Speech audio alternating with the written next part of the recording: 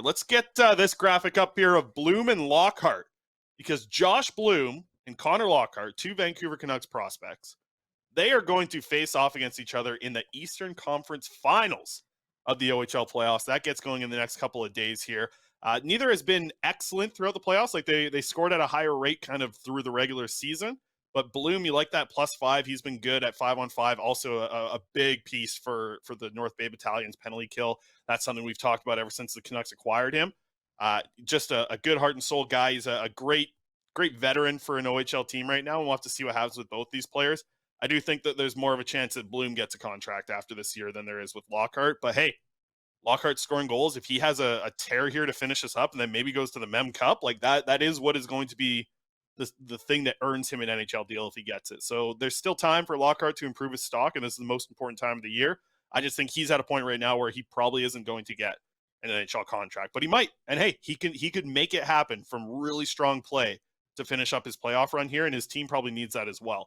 So both really good teams, 7-game series here. It's going to be a lot of fun as they see who's going to represent the East in the OHL, and it will be a Vancouver Canucks prospect in the finals of the OHL playoffs. So that's exciting. That means could have a guy in the Mem Cup very easily. So good thing there for Canucks prospects and a couple of guys that we like to follow in their OHL play right now. Like this is now time of the year where there's not a lot of prospects. There's no Vancouver Canucks games. Man, I love being able to have time to watch these games. Like I watched who was it? Bloom's team play Game 7. They were playing against Barrie. Got to watch Brant Clark the other day. He was playing and he was damn good. But Bloom was impressive. He sticks out at this level. So we'll have to see. This is going to be a fun one to watch, and getting a chance to watch. I love when two prospects play each other, especially when you're watching it live to cover these prospects. It's so great to watch them both play against each other. It just makes it a little bit more exciting. And then they're on the ice together. Just a lot of fun. So to do that in the Eastern Conference Finals of the OHL playoffs, pretty good stuff here. We'll see. But neither has really been excellent through the playoffs. They've just both been, mediocre. Probably Bloom's been a little bit below average from what he did throughout the season, to be honest. Okay, so the take that I have, Chris, that I wanted to give you kind of ties into what we're just talking about, and it's the Canucks prospect pool. I want to talk about it a little bit. Ties into Abbotsford because Aatu Ratu is kind of the one that made me think about this, but also you had the performance from Jonathan Lekkerimäki throughout the Allsvenskan playoffs, and obviously yesterday, as you have just mentioned.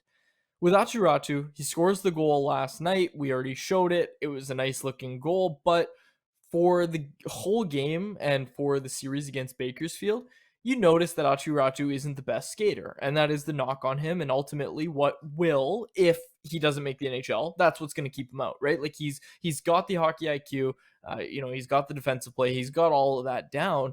He just doesn't really have the skating yet. He doesn't have NHL caliber skating. Hopefully that's something that he's able to work on. But you saw a flash of it last night where, cuts into the middle and lets go of a very, very nice shot, beats Dustin Wolf, high blocker side. Very nice goal for Aatu Ratu to score. The reason that I want to talk about this, Chris, is because we've heard a few people this year, and look, we like when people are into Canucks prospects and everything, but there's this take out there that, there's nothing wrong with the Canucks prospect pool because look how successful Abbotsford is. Look at all this stuff that's going right for, Arshdeep Bains or whoever, right? And this is not a knock on any of these players. My point is actually a very positive one, that you're seeing Aatu Ratu and you're seeing Jonathan Lekkerimäki, who Lekkerimäki had a very, very disappointing season. It's well chronicled. We've talked about it a lot. You're seeing them take that step. You're seeing them play like high-end prospects. And if you look at the Canucks prospect pool, there's probably the potential to have two real difference makers at the NHL level. Guys in the prospect pool that have the potential to be real difference makers. Not, like a bottom six forward is great to mine. A bottom pairing defenseman, awesome. But real difference maker potential to be, in the case of Ratu, a middle six center, right? In the case of Lekkerimäki, a top six winger, right? Like those guys have real potential to do that. And you want to see them meet their potential. With Lekkerimäki, we're seeing it in the playoffs. Very good news for Canucks fans. With Ratu, we're starting to see it, and we're starting to see him kind of take that next step. And you want to see him work on the skating. That's going to be a big off-season thing for him as well. It's going to be the thing that he's criticized the most for. He's going to be the thing that everybody is watching closely next season and beyond in his pro hockey career. With the other guys, that we're seeing, your Arshdeep Bains, your Jet Woos, everybody, they're fantastic stories, and it's awesome. It's an organizational win through and through that they're able to develop these guys, and they absolutely, you're seeing them with Jeremy Colleton especially take a step. You're seeing Danila Klimovich take a huge step, and Klimovich might even be able to be in that conversation with the Karamaki and Ratu, right? Like with what I was just talking about when it comes to actual NHL potential. You might even put Klimovich in there. It's irrelevant to the point, but sure, let's put Klimovich in there just so we don't get people angry with us when they hear this take.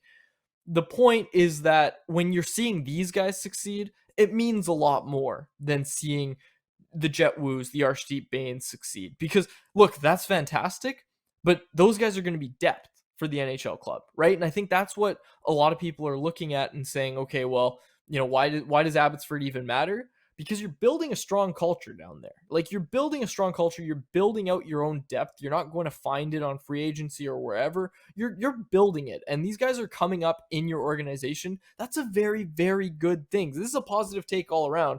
I'm just saying that it means a lot more when you're seeing Ratu, Klimovich, and Lekaramaki really take that step, right? When you're seeing those guys, be very successful, means a lot more. Like it means a lot more to the Canucks long term if these guys can hit. That's who they really need to hit. They're seeing Woo, they're seeing Bains hit, but what those guys look like when they hit, and I hate to keep using those two names. There's a lot of different guys. Wolanin, whoever.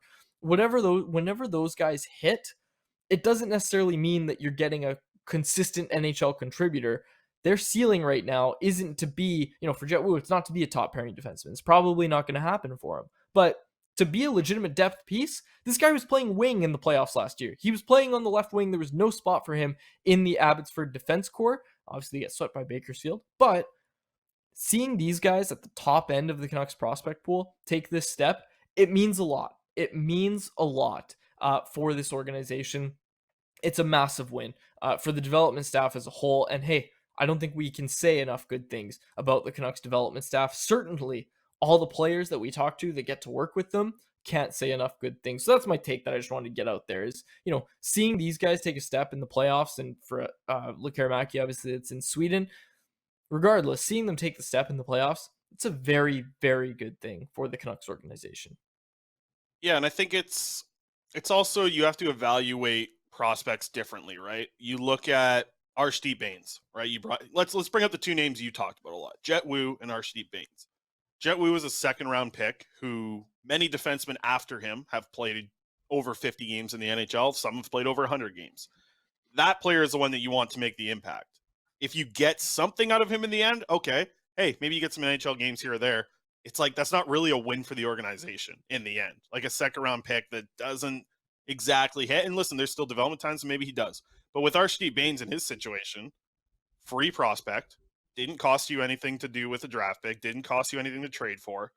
You get him to hit as a bottom six. That's a bigger win than Jet Woo hitting and being a third pairing guy, right? Like that to me is free. You didn't have to spend a second round pick. You could use that second round pick for something else. Heck, there was probably a trade on the floor there for Jim Benning. I'm surprised he didn't do it. He loves moving second round picks, but I think the prospect system has been. It definitely gets a good bump because of Abbotsford, right? And the development staff out there, you mentioned it, like being able to kind of mold the prospects your own way is really good. And it's like, I'd like to see them do it more. Like I don't, it's not going to happen next year, but I'd love to see Lekaramaki here. I'd love to see him working with the Sedins next year.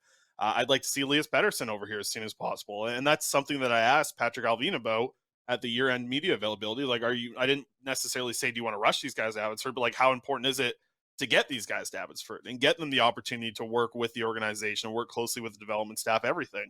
And it wasn't something like he said they have to be comfortable, and I understand that, but you got to get pushed out of your comfort zone a little bit to really get the best out of yourself, I think. And I think that's something that they can do with this Abbotsford team now. And they're still in the early stages of establishing what this AHL team means for the development of the actual organization.